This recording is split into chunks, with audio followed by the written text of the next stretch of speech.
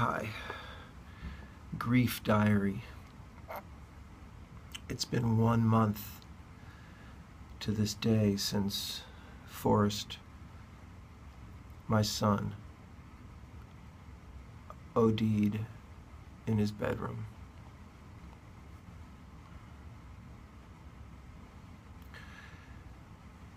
If you've watched other videos, you know I've said a lot about his life and how many friends he had and how many positive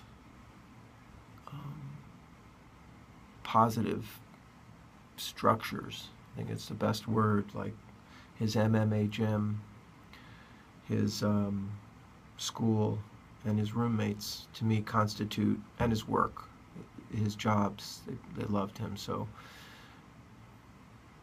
that constitutes, to me, like a lot of the conversations that we had were about those friends, those people, those situations, how to best,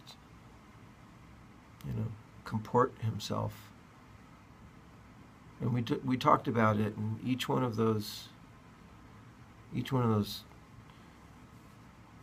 places were very important. So it's a difficult thing to talk about, but I have wondered if I'm the one who taught my son how to use drugs. And it's just something I have to be honest about. I always loved cannabis. I'm a type of person that I don't and never have enjoyed, like, being completely stoned where I can't enjoy, let's say, playing music. That's always been my metric, I think. I need to be able to sing, I need to be able to think, I need to be able to process when I do that kind of stuff, and you can't be too wasted. But I always loved it, and I still do, even though I don't smoke it anymore. I do use some oil, and that's been, I did that with Forrest. We smoked or melted little bits of oil in those pens, and we always talked about, like, yeah, it's not about smoking until you're completely wasted. It's about really enjoying it. And we would do stuff like work out and play music, or be out in nature. It was a great feeling.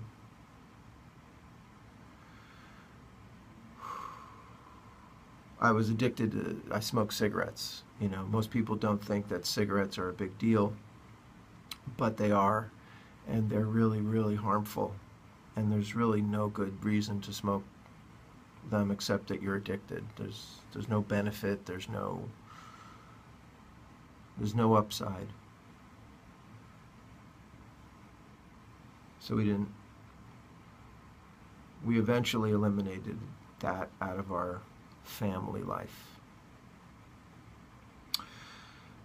And then alcohol, I didn't drink, for example, for about 7 years, or do anything. Well, do anything. I didn't use any drugs. I did lots of things. I went to school. I trained. I practiced. I performed. I wrote. I did things. But I do enjoy. I remember when I started drinking a beer again. It wasn't too long ago, 3 or 4 years ago, and it was with Forrest. I mean, not drinking with him, but I wanted to enjoy a beer again, and so I did, and I do. Although I can tell you, since my son died, I've been drinking, not much, but like a beer and then 2 beers, and then I went to 3 beers, and I mean, I like these IPA things, and I was hungover. A few days ago, I was like collectively hungover from just having alcohol in my system, and it was a double downer. And I know my fair share of alcoholics, and it is a horrible, twisted, just full of equivocation, tap dancing shit show. It is so bad dealing with an alcoholic or being one, and then telling the whole world how you're not, but the whole world knows what you are. And I've had experience with that, 3 too many times. And it's tough, and sometimes my only answer has been to get away from that, just distance myself from people that can't control their drug and alcohol intake, only because I can't fix them, and I have tried. I fixed myself a few times. I made myself a better person. And at some point in my life, I got a degree in philosophy, and we used to joke that would get me a job in any restaurant. But I really learned a lot from particularly Aristotle, and just the concept of finding through knowledge of oneself, which is often attained through testing, or let's say excess.